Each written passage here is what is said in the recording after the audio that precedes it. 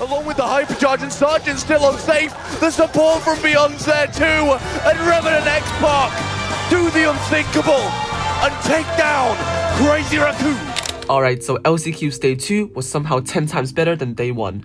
We saw so many clutch plays and moments that made day 1 seem so boring. The opening match of the day was Supermassive going against Team Elekros, and the tension already existed in set 1. Gotta think how impactful the Byron and the CRAZIER one's gonna be. In Filippo goes, he's gonna be able to get one kill, but can he be traded out? Tomsy still alive, but just Rafiki barreling through him, but what a super! And the finish is there from Tomsy. That's gonna be the game going to Supermassive. Supermassive grabbed set number 1. In set number 2, it still was Supermassive in control, and they were able to extend the sets to a juicy 2-0. It seemed like Supermassive could pull off a sweep. But then Filippo does this. Tomsy yet doesn't drag the gems back far enough. Super gonna be missed by Enrage, but Filippo's just taking the gems to them. Delivery for Team Elekros. Maybe the Rat Rafiki bribed him or something, I don't really know. But after that blunder, Elekros were back in the game. And for the first match of the day, it was already pushed to a double match point. Supermassive have got to defend now. Big time. This is crucial. Oh, he missed his super. He missed his super. The Cordelians didn't get it off. Diego Gaming going in. Can Livy get the damage? 5 seconds. He's not got the jump. Gets it, but he doesn't find it. 16 to 10. A Supermassive hold. And after that, we got Reply Totem versus Navi. This was a fight between the two titans of Group B.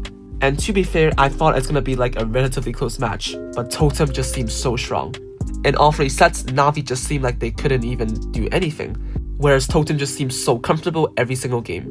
Of course, the Totem trio is strong, but I do want to credit Drage as well, as ever since his addition to the team, I feel like Reply Totem just seems so much more stronger and more threatening. And going into day 3, they are the heavy favorites to qualify into World Finals. Oh yeah, and on set 3 right here, I really don't get why Navi drafted Mortis. It was on dry seasons, and Mortis just did nothing the entire game, so yeah, unfortunate loss. And next up, we got Toxic Lotus against Casa Brawl.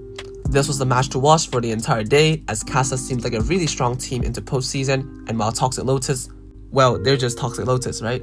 It seemed like everyone just loved Toxic Lotus, and to be honest, deservingly so. Their playstyle is just so fun to watch, and their drafting is so unpredictable. And Toxic Lotus just gave us so many iconic moments in 2025. Anyways, Toxic Lotus first strikes and grabs the early lead. Should just about close out the game, and with that missed flow from Pekka, Toxic Lotus will get to 100 and take set 1. However, after that first set, Casa Brawl just seemed to be in control. They then won the following 4 games in a row, and this bounty clutch was exceptionally amazing. And the Brazilian crowd gave them so many energy as well. And in set 4, although Talk was able to maneuver around the safe and grab a game for them, it just seemed like Casa were the stronger team. The mechanics from Toxic Lotus was undoubtedly there. Against the home crowd and the Brazilians, Toxic Lotus just seemed to not do that much. I feel like the magical moments from Toxic Lotus were just much less, you know? It happened much less in this game, and Casa Brawl seemed to have control over the entire match. And it is crazy to say because just a few months before, Casa Brawl seemed like such a weak team in Brazil. But going into postseason, they now seem much more stronger and, you know, they might go back to their former selves. Casa Brawl wins 3-1. And after that, we finally got to see my glorious king on the big stage. In set number 1, we got CR going for the classic Gus, Jean, Brock in Hot Zone. I feel like I've seen CR draft this comp so many times already. And with their comfort brawlers, CR were able to smoothly grab set 1. But in set 2, it was yet again a weak draft coming from CR, and Revenant used this opportunity to tie up the sets. However, a Kenji double hypercharge from my glorious king brought the lead back to CR. But then after that, everything began to go wrong, as Sergeant was actually the Indian Shatampo. And I would say that I did doubt Revenant going into the tournament, but now I see that they are a team not to be messed with. And well, here's my apologies to the Revenant fans. But man, the only way of beating Sergeant might be to cancel his visa. Anyways, our first decider match was between Elekros and BC Gaming. And in set 1, it was yet another local masterclass. And I just love this kid, to be honest. His plays are so ambitious and highly mechanical, but he makes it work really well. And BC makes it 1-0. But in set 2, this time Elekros were the ones in control, and Livy on that Bonnie was crazy. He was jumping and maneuvering over supers and controlled the set comfortably. But the Brazilians weren't gonna give up, as set 3 was just a Brazilian domination. BC had great team plays and choked Elekros out of the set. The home crowd was roaring and BC needed just one more set. But the NA boys played it game by game and fearlessly grabbed set 4. Use it, Diego Gamer with the TP in. They need one more. It's a blue star differential. Derp down, Loco down. Jubileo needs that damage, but can't get it onto Rafiki. Rafiki now powers forward. That's one down. Rafiki can sit on top of this. Here he comes. Jubileo has a tough decision to make. They got to go for Diego Gamer and 5%. Rafiki at the same time. Down to 0. Team Elekros. This team stopped at every single turn. Will persist into day 3. Team Elekros barely moves on to day 3. Then we got Group B's decided match between Na'Vi and Upcore. And although I do like Upcore a lot, Na'Vi were just on a different level.